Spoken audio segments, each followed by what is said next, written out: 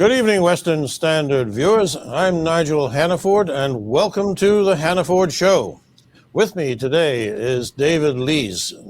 David is a vice president at the Frontier Center for Public Policy. They're based out of Winnipeg. Long-time organization doing quality research on issues relating to government and public policy. In Western liberal democracies, we are so anxious to make sure that minorities are not victimized by majorities that we have human rights commissions so that there is a place of redress for those who feel they've been unfairly discriminated against. So you would think that respect and fair treatment for everybody went both ways, but maybe it doesn't. Canada's Liberal government is a desperate attempt to distract Canadians from their disastrous ministry of setting up funds to encourage Canadians to snitch on their neighbors. David, I know you have some thoughts on this. Welcome to the program. It's great to see you, Nigel. It's good to have you here. David, a year before the election, they've just put up $273 million as a fund for people who can complain about their neighbors if they think they're haters. I didn't think that there were that many haters left in Canada. There may have been once, but we seem to be a pretty fair-minded group of people these days. Are there cross burnings in Winnipeg?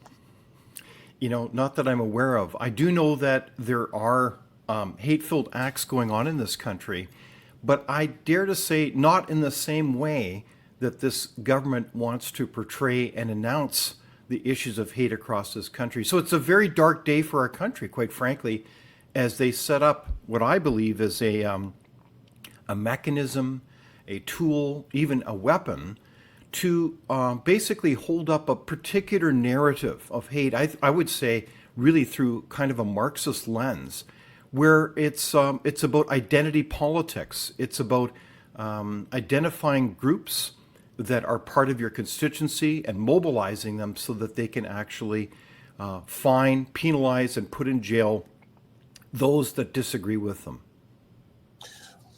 Now, okay, can you give me some examples of the kind of people who are actually receiving this money and what they do with it? Well, I think you have to look at the whole spectrum here, but you basically have a variety of groups that they are generously funding by the taxpayer to basically create a coalition combined with other acts such as the so-called Online Harms Act, Bill C-63. These are all very powerful ways to basically assault not only the rule of law, but freedom of speech.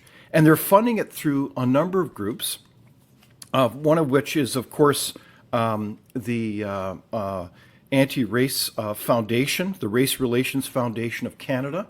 They're bringing that together with two other interesting bodies, and that would be police forces, particularly the RCMP, as well as Stats Canada, as they, of course, redefine what hate means in this country to ones where people feel victimized or somehow feel offended.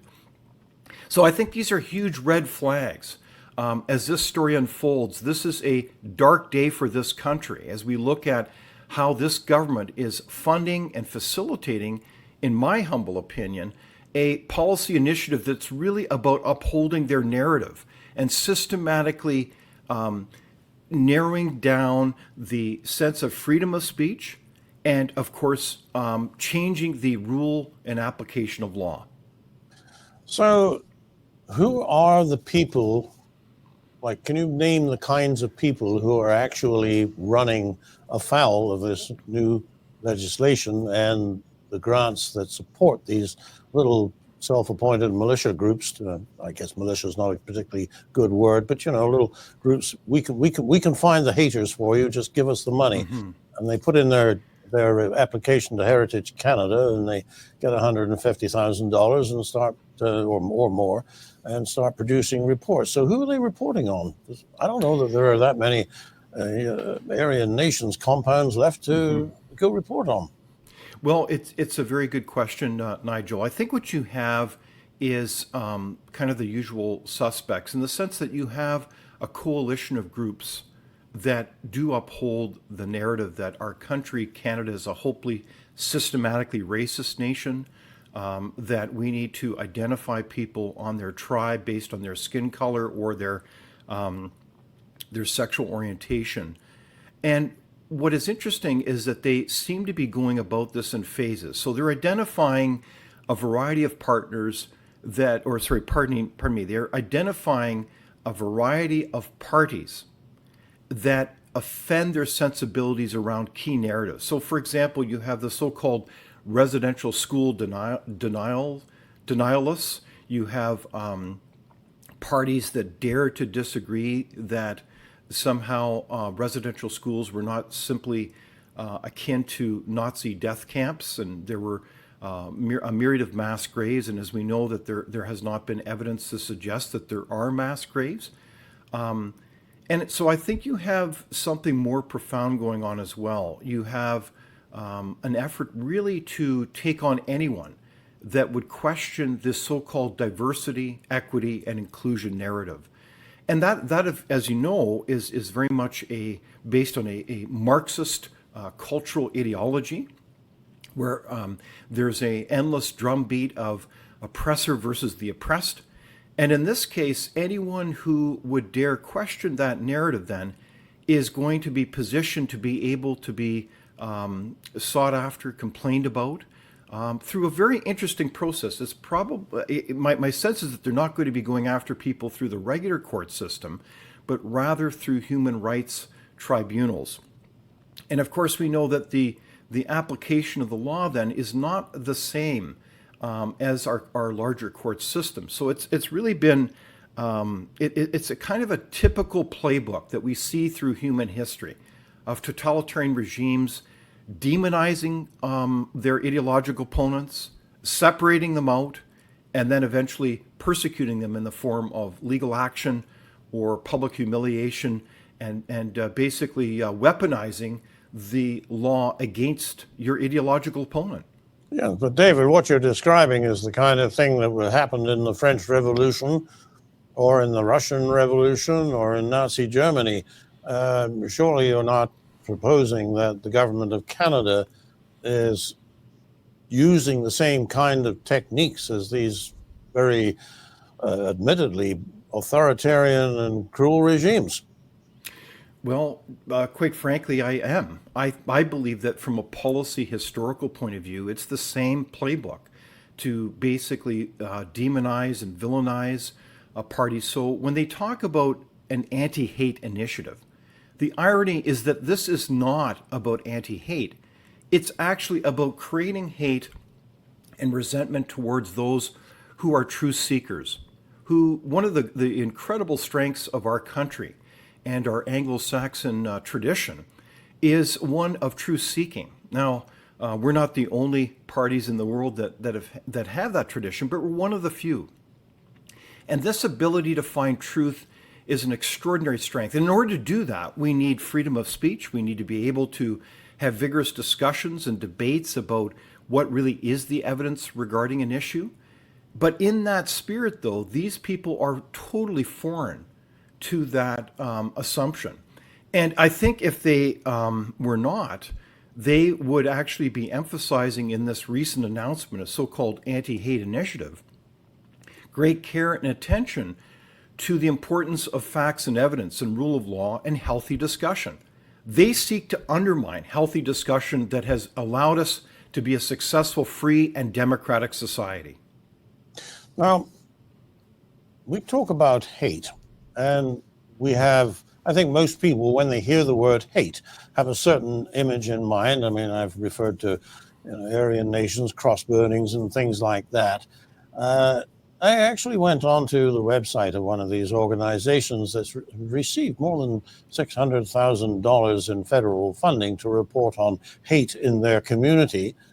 And I found that one of the things they were concerned about was the recent American film, Am I a Racist?, had been playing in theaters near them. They thought that was hateful. They also drew to attention that there was a nice young couple who were concerned about educational policy, and especially as regards to what was taught in the classroom about trans ideology to quite young children, and they were running for school board, and in order to have their say on that in an appropriate forum, and they were labeled as haters. So, on the other hand, I have seen nothing about the hate of, for example, a Jewish community in Toronto being swarmed by a hostile pro-Gaza, anti-Israel crowd. So how do the, where is the hate, and what is the distinction when it comes to funding these groups? Does anybody care about what obviously is truly hateful? That's the irony, Nigel, is what you see is a effort to define hate on their terms that clearly supports their narrative. So if you see acts of anti-Semitism, most likely they will turn a blind eye to that because it does not fit within their narrative, their political coalition, if you will. So what you have is the irony that you have time and time again all kinds of examples of hate. Let's take, for instance, as well, Nigel, the burning of some 100 Christian churches right across this country. And in almost all cases, we still do not have a sense of how the perpetrators are being prosecuted or investigated. You have a kind of a double standard of the application of the law. And so this is, again, begs worrisome questions about how this type of initiative will actually be used to just simply go after parties that do fit their narrative, based on reality or not. But it's a way to weaponize the rule of law against their political opponents. So on one hand, this is driven by ideology, I would argue, but it's also driven by cynical application of identity politics. Has any government of Canada ever actively gone after a section of its own population in order to divert attention from other things that they may be doing that wouldn't be so popular? I can think of many examples, as you full well know, Nigel, where governments have sought to change the channel to kind of draw attention to something that is not working.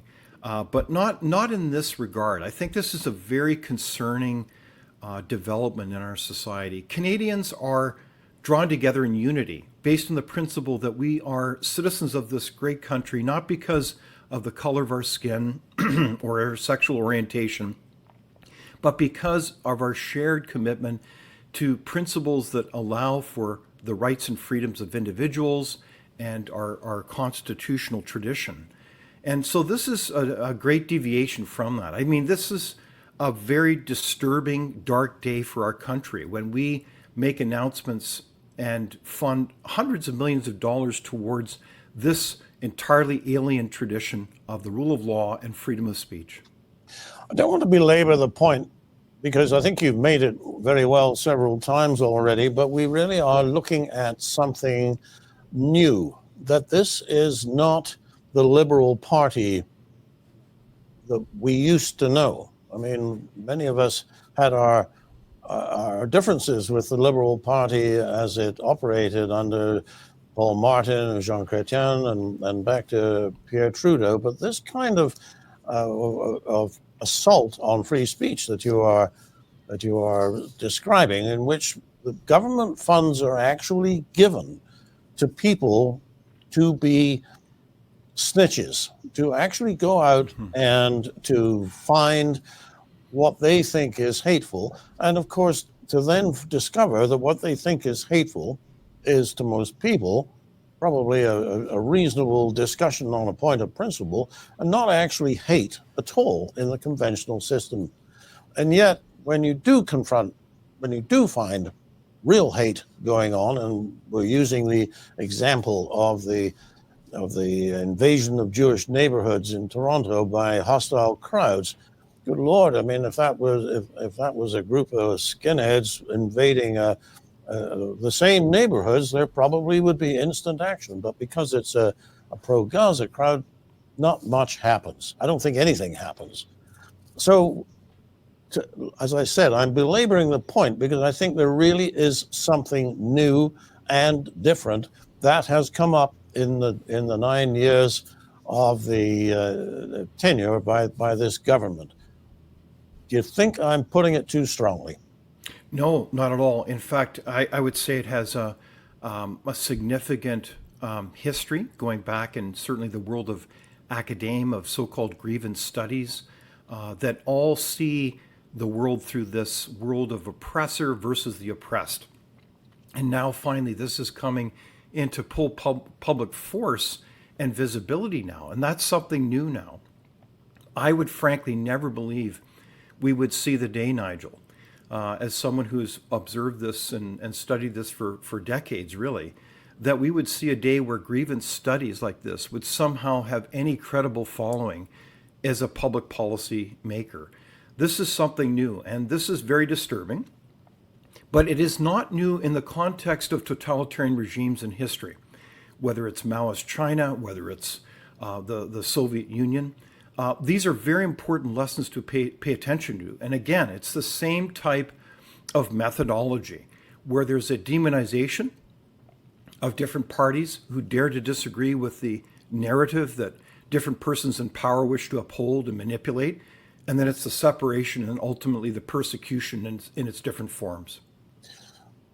Do they believe their own rhetoric, or is this an entirely cynical use of the force of government in order to establish the narrative of a ruling party in a hope of just continuing it and extending its rule? Do they really actually believe this?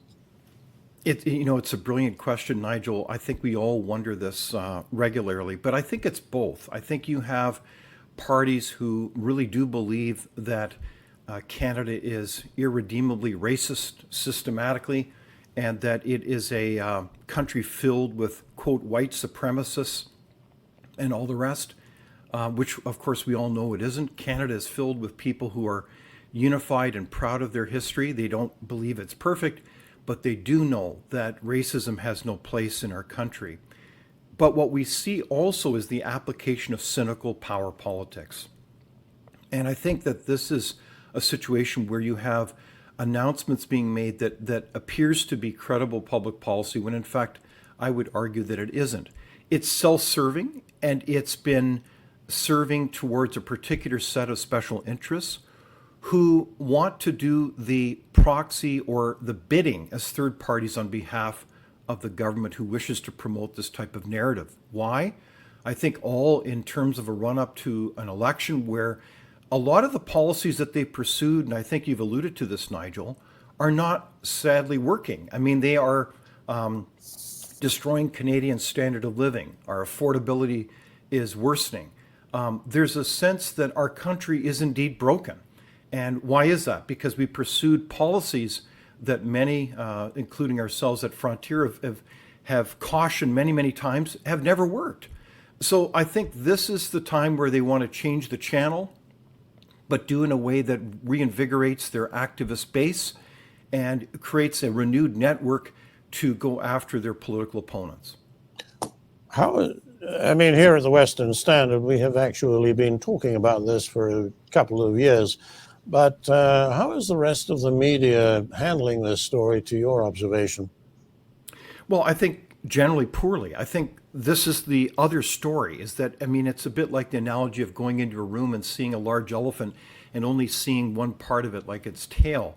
You have to look at the larger picture here. So it's not just this initiative, the so-called anti-racist initiative, but it's also combined with Bill C-63, the so-called online harms bill, which will create enormous power to edit and block, again, any narrative that they disagree with. But thirdly, it's in line with the initiative of funding the legacy media. We have some 2,000 outlets in this country that are given an extraordinary set of funds. You have many outlets like the Winnipeg Free Press, where approximately half their budget is received from the government. And they all have to basically climb on board with the government's narrative of diversity, equity, inclusion. And those are the fancy words that basically describe they're going to report on things the way we see it as a government. So they've lost their independence. And again, this is part of the lesson of history. We need good independent media, like the Western Standard and a number of others, to call out this, to try to pursue the truth, all for a free and democratic society. I want to repeat your words back to you because I think the casual listener may wonder whether he just heard what he thought he heard. You said a moment ago that a Winnipeg newspaper, I think you cited the Tribune, had actually the Free Press, ironically, the Free Press. Right, the Winnipeg Free Press. What was the percentage of their budget that was met by government funds? My understanding is it's almost 50%. 50% of their bills are paid by the federal government, not 50% of payroll, 50% of their bills? Yeah, so what happens is you don't have a free press. You have essentially, and I apply this across all the media, the 2,000 outlets that receive this funding, it is akin to a Pravda, the Soviet mouthpiece that constantly came out every day carrying the message of the government. So when we see efforts we've always had the inclination of journalistic schools to be very much tilted towards a leftist perspective, the idea that socialism is the answer to all that ails us. But now we're seeing something different. We're seeing the introduction again of a kind of a cultural Marxist narrative that is really being spelled out here and put into operation. That's what they're doing. Is there an explicit understanding between the federal government that issues these funds and the newspapers that receive them that they'll tread carefully on certain issues? I think it's both explicit and implicit. I think it's implicit in the sense that whoever gives you money, you're going to be very much aware of why they invested that money with you. So you will, quote, self-censor. I mean, I think that's a dangerous part of our society, quite frankly, where you have a lot of efforts and tactics being employed to basically essentially get people to self-censor themselves. And the media, the legacy media receiving these funds is no different. Explicitly, we know that there is an agreement signed. I have yet to see a full agreement other than a principled statement that somehow the federal government is promoting the media in a way that supports their principles, whether it's to cover, quote, diversity, equity, inclusion, secondly, a climate crisis, and thirdly, the whole issue of their terms of reconciliation when it comes to Indigenous policy.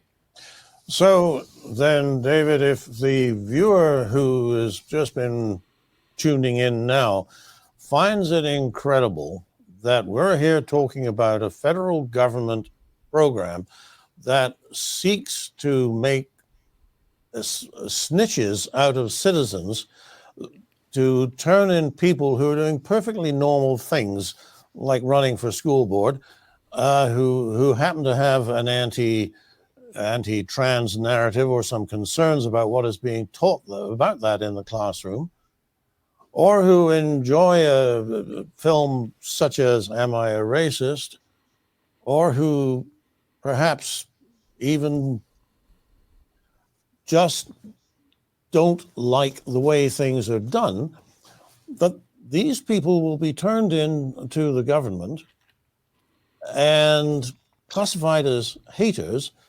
And it's not a surprise that you haven't read about it in the newspapers, because the newspapers, the mainstream media, are silent about it.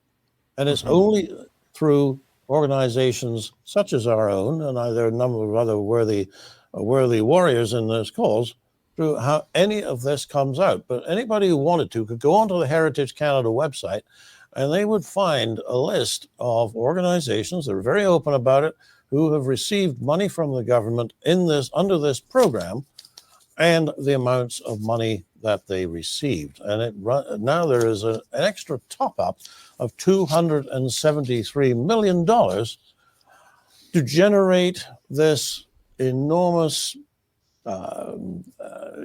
impression that Canada is full of hateful people and only the Liberal government can save the citizen from the haters. That's kind of where we have reached in this country, and this is an entirely new thing. I believe it is. And I think we should keep a larger strategic perspective, if I may. And that is that this type of initiative will do great harm to our society.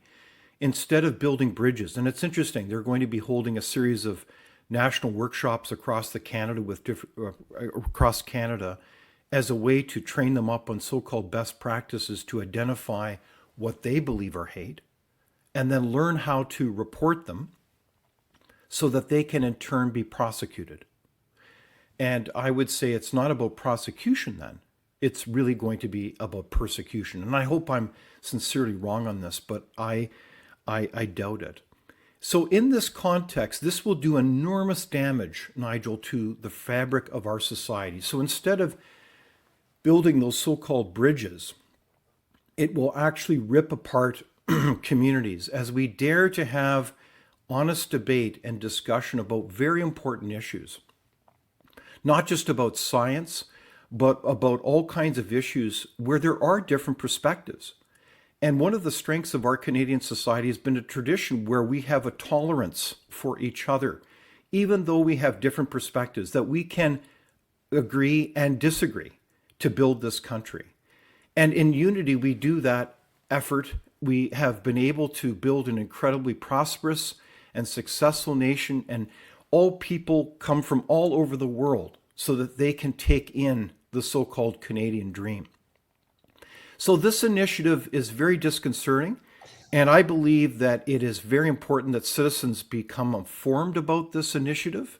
And so I congratulate you, Nigel, and certainly the whole team there at the Western Standard, because citizens need to speak up now to their MPs, their representatives, and say, this is not the Canada that we have signed on as citizens. Our tradition is one of tolerance and working together. This will very much radically undermine that, all in the name of diversity, equity, inclusion, and their perspective. This is not about inclusion. This is about excluding, ironically, our tradition of a free and democratic society.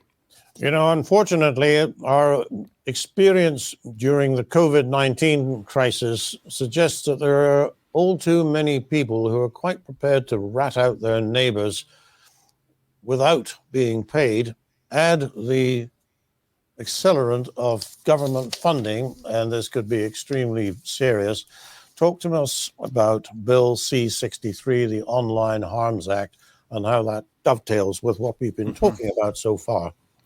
Well, Bill C-63 perfectly is a complement, is complementary to this initiative.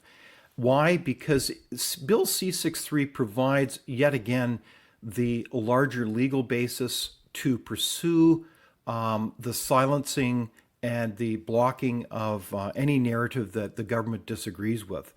So Bill C-63 is very much tied into this. They want to limit the discussion within the public square. So Bill C-63 is obviously very much connected to this initiative, and will be, again, it needs to be seen as part of this initiative, I believe. I see. These, I think you used the phrase dark times a couple of times earlier.